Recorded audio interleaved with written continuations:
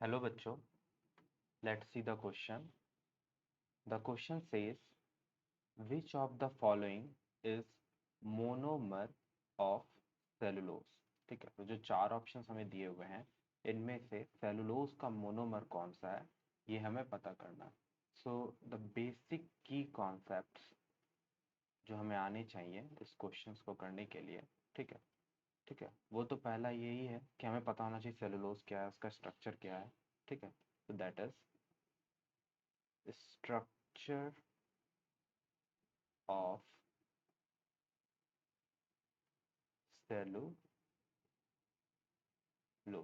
ठीक है, जब हमें उसका स्ट्रक्चर पता होगा तभी हम ये पता कर सकते हैं कि उसका मोनोमर क्या है। ठीक है, तो उसका स्ट्रक्चर देखते हैं हम। ठीक है, तो ये है हमारा स्ट्रक्चर सेलुलोज का। ठीक है, तो इस स्ट्रक्चर में हम क्लियरली देख पा रहे हैं, ठीक है, कि यहाँ पे क्या हो रहा है। यहाँ पर लिंकेज जो हुआ है वो बीटा लिंकेज हुआ है। ठीक है, और ये जो स्ट्रक्चर है ये ग्लूकोज का। ठीक है, ये हमारा फर्स्ट कार्बन है, ये हमारा सिक्स कार्बन है। ठीक है, और ये बीटा डी ग्लूकोज है और सारे बीटा लिंक्स हो रहे हैं। ठीक है, तो इस हिसाब से जो हमारा करेक्ट ऑप्शन होना चाहिए वो है बीटा डी ग्लूकोज। अब हम लोग थोड़ा जान लेते हैं कि एमिलोज और एमिलोपेक्टिन और ग्लाइकोजन क्या है।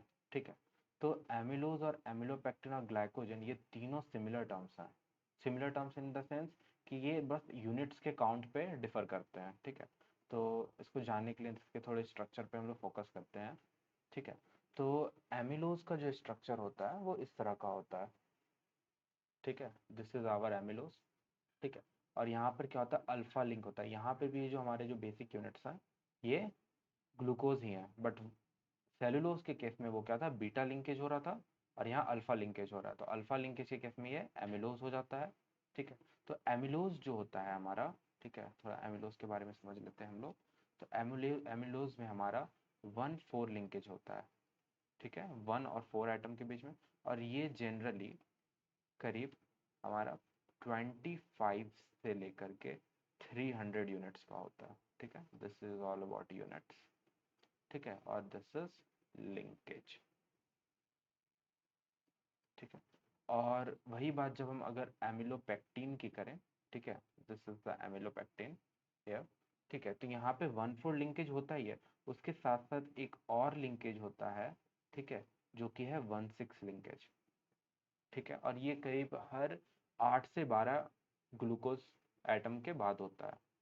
ठीक है, तो इसमें 1,4 तो होता ही है, उसके साथ साथ, ठीक है, 1,4 तो होता ही है, उसके साथ साथ यहाँ पर हमारा 1,6 भी हमें लिंकेज मिलता है। और ये इसके जो यूनिट्स होते हैं वो यूजुअली 300 से 1,000 यूनिट्स तक के होते हैं। ठीक है, जब हम उसे एमिलोपेक्टिन कहते हैं।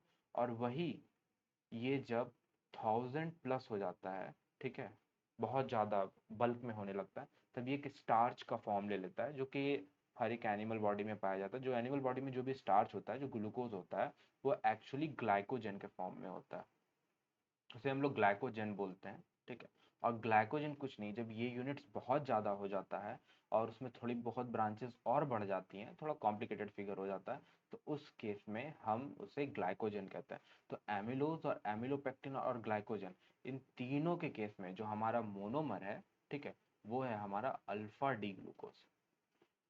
ठीक है, और जो हमारा सेलुलोज का केस है, ठीक है, उसके केस में हमारा होता है बीटा डी ग्लूकोज। ठीक है, I hope you understand it well. Thank you. Best of luck.